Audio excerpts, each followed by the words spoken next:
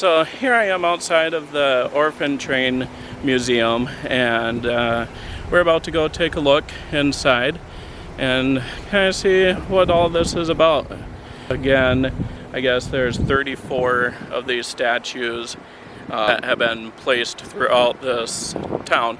So here, I'll show you some of them on the outside here. And one cool thing is that they have the bricks with some of the names of the people that were on the orphan train laid throughout the sidewalk out here. So I'll show you some of that too.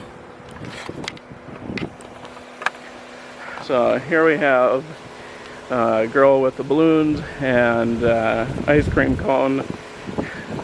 Must have been a hot day for her, trying to hang on to her balloons as well. And here are some of the names of the different orphans that were along the train. They have some there. And then some more along this walkway, which if you actually look at it, this walkway points as an arrow overall. You can kind of see it more when you're further back. So, and then here is 3 kids with an umbrella. Leela, James, and Fred. Another plaque kind of describing another person's story here. But if you look here, so here is the beginning of the sidewalk, and it goes all the way over here, leading with an arrow, or ending with an arrow, pointing right here to Howard Reed Dowell. Says he was born in upstate New York to Fred and Gertrude Reed, their 3rd child of 4. At the age of 3, Howard and his 2 older siblings lost their parents and eldest sister Ethel. The 3 had been moving cattle across the frozen lake when the ice broke. They died after contracting tuberculosis. Gertrude arranged for Clara, James, and Howard to be taken to the Children's Aid Society in Manhattan, New York, after her death. Wow, and they came out to Belleville, Kansas in 1909. And now we are going to enter in to where they had one of the train cars remodeled. So there's one of the train cars. And along the way they have different information, different kind of billboards.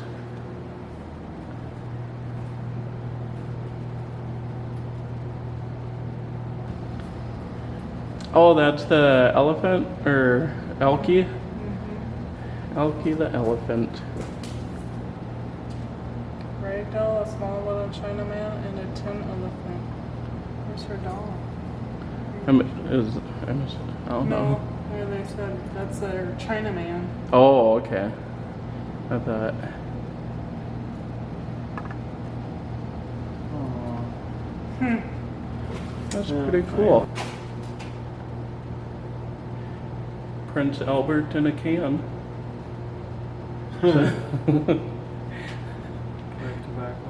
Yeah. The Legend. Oh yeah, that's this one. The Legend train car. Okay. Here we are going up into the train car. You know, that Right to our scary left. as hell for these kids being so little, put on a train and shipped way the hell out from where they were. And there is No, the no doll. hell was in the store. Elkie and the doll. And that's all they That- had to take was a little suitcase. That would be scary, Yeah. you know. Scared crap. And there they are, just, you know, on the streets. And Yeah. well, I guess they, Where are your parents now? yeah, I guess they were in an orphanage or whatever. But the one lady said that it was the start of the foster care system, which, Well, that could very well be. yeah, makes sense. So, Huh. the local committee. Wow. New York to Marion. Huh. Wow.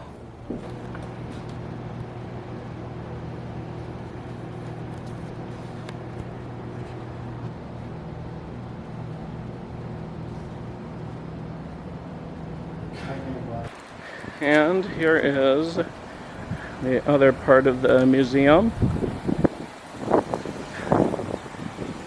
1917 Union Pacific Depot.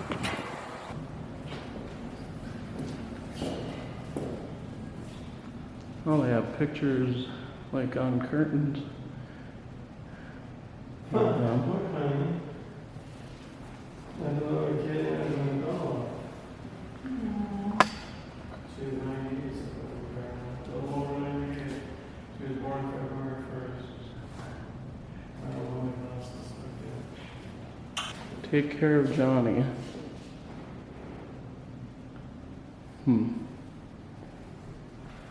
That's cool to see the pictures. Wow.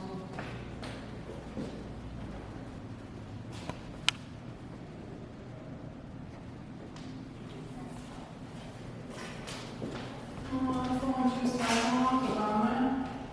Yeah, 40. Oh yeah. The lady with the bonnet. Maria, 100 years old, celebrated her birthday with families. Aww. She's so happy. Oh my god. It's like ordering a child from the Sears catalog. And that's what they compared it to.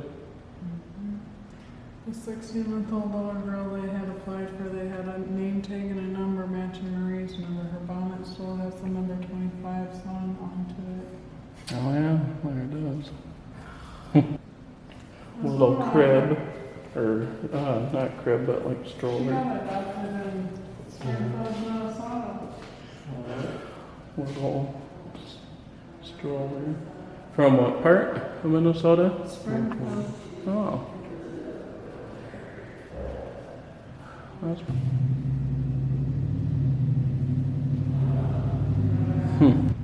Well, that's that big building over there now.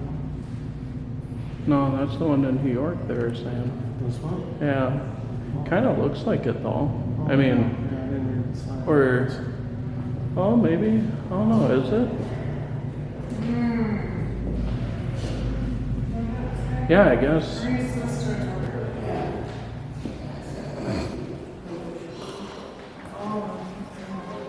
That's pretty cool. And over a hill.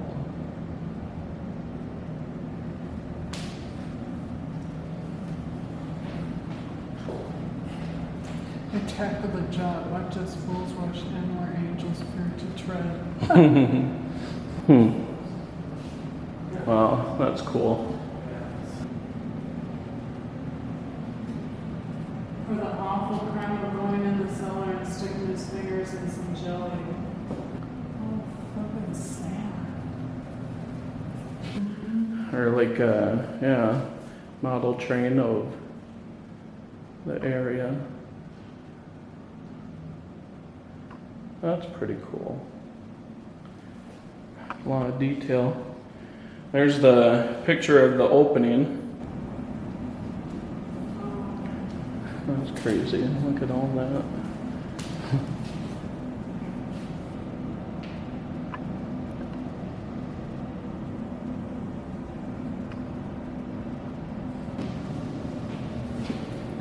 All these orphans on the train.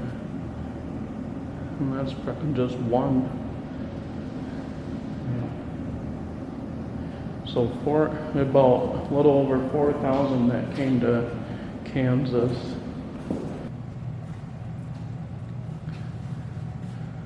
So New York had 500,000 people in 1850 compared to number of foreign people born was about 250,000. Wow.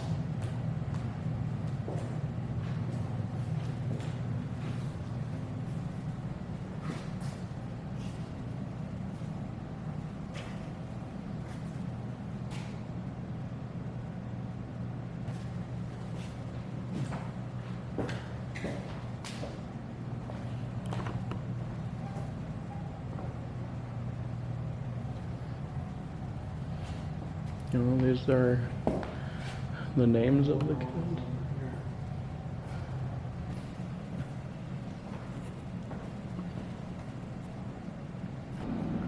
So numbers of children in poor families placed out from 1954 until 1910.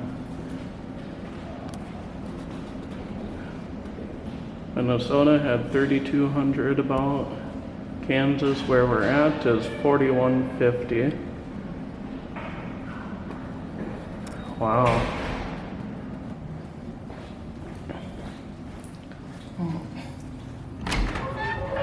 All right, so that is the end of the tour that we had with the museum. There is a video that they showed at the beginning, and we weren't able to record that.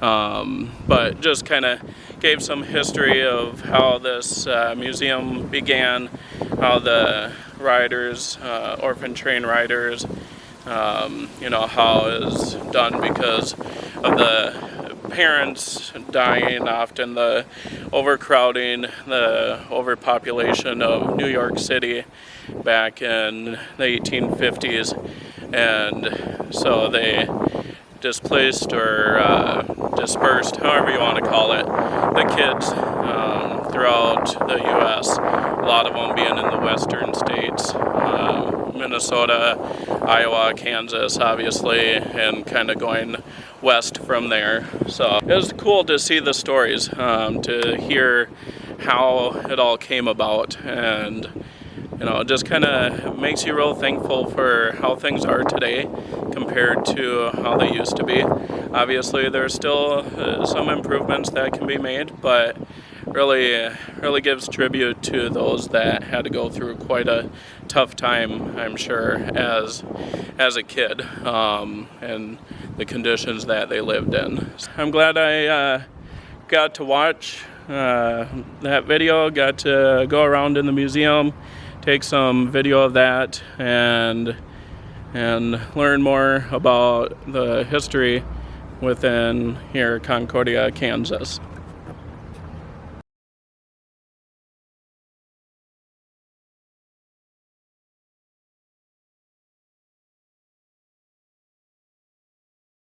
So here I am at the Brown Grand Theater. It was built here, I believe, 1907 is what the lady had said, and so it's been around for quite a long time. They actually still hold events here. Apparently they rent it out for plays, luncheons, and different meetings in the area. So it's still actively busy, and they have a lot of things that they have going on. So let's show here. This is the door where the ladies would come in after getting dropped off by their dates, and the horse and buggy were being parked. They'd go through here into the waiting room, the ladies' waiting room, which you'll see here. And then here's where kind of the upper class people came in, is through these doors. This is where everybody comes in nowadays. So it is not class divided anymore. And then you can see all the way up, tall building. It does say 1906 as far as the building and I think it was maybe then 1907 for the operations, like putting on plays and such. And then here is the door where the working class would go in. They'd go in through this door and up to the balcony, and so they wouldn't even mingle with the upper class in this area. So has a really nice facade to it, to lighting fixtures. I'm sure it looks really nice at night as well. Apparently this place also has 3 levels, and they have a separate entrance on the side as well for the person that funded this place, which was Napoleon Bonaparte Brown. Not sure if that entrance is actually still something that is able to be used. This was modeled after the Ford Theater, where we all know Abraham Lincoln got shot by John Wilkes Booth, and so the person that had interest in building this also was friends, apparently, with Abraham Lincoln, which is why he had a separate entrance built on to this theater, so that if anything happened, he could kind of just scurry outside of there, outside of that private entrance. So let's go ahead and take a look inside. Seats down here, we undertook a $222,000 capital campaign last year during COVID Yeah. to have 432 new seats put in to replace the 94-year-old seats that were here. So they were 94 years old Yeah. before you replaced. Wow. And so there was a grand That's- restoration project that happened in the mid-70s, and we reopened in 1980 as a restored historical theater. Okay. And the chairs that we got then were already 50 years old, and they were donated from Bethany College in the late 70s. So they were 50 years old by the time we got them, and then we had them for 44 more years. Yeah. And they were much narrower, and our society has grown over time. Right. So we've gotten wider, softer, more beautiful chairs to come in. So. That are a little more forgiving and accommodating, Yes, and yes. Well, and the grading of the rake here was different too, and so in the old seats, after a while, it felt like you were sitting forward, and that's because you actually were. Oh, really? Yeah. Wow. But so these are to the correct grading level, and you sit level, and So it's it much feels nicer. more comfortable. And Yeah. So our theater is modeled after the Ford Theater in D.C. And if you remember what happened in Ford Theater, Abraham Lincoln was shot. Yeah. And so he would have been sitting So on that- that side, the upper balcony, and then Booth jumped down to the lower balcony and then to the stage where he broke his leg. And the chairs that we have in our balconies are original to the building, 1907. Like the wicker ones? Yeah. Okay. The wicker bottoms, I do think, have been replaced over time, but the wooden frames are original. Wow. So And they're they've made been out of maple cane wood. very durable. Yeah, yeah. So we're pretty lucky to have them. So Colonel Brown knew Abraham Lincoln, and he didn't want to suffer the same fate. So when they designed and built the Brown Grand, his family would have sat on that side, and they had a private entrance exit installed over there. So if anything were to go awry in the theater, he could just sneak out and not suffer the same fate as his good old buddy. Yeah. So, And that was you said Napoleon Bonaparte Brown. Colonel Napoleon Bonaparte Brown, yeah. Okay, the one who built this place. Well, he financed it. Yeah, it was all built by local labor. All of the brick and limestone on the outside was quarried locally, either in Concordia or pretty close to the areas around Concordia. Oh, really? Okay. But it was all done by local labor workers at the time. Yeah. His son was really cool. the one who was advocating most for the theater. He loved the arts and was actually an educated lawyer. He had his law degree from Harvard, and but his passion was theater and the arts and stuff. So he ended up managing the theater for several years before his death. But So they would come up the stairs, come in this entrance, and they would sit in the ladies' parlor, and all the ladies would chat and hang out together. And there used to be a door, kind of where that photo on the end is hanging, that would go into the ladies' restroom. So then their escort would go park the buggy and carriage, or horse and buggy, and then the car, and then the men would come in the center entrance here, work out the tickets at the box office. And kind of handle the finances and all of that, come over here, pick up their date, and go into the theater. Wow. So, and then there's one more entrance on the east side, which you can see that window in the office there. Oh, yep. That's where the working class would have come in.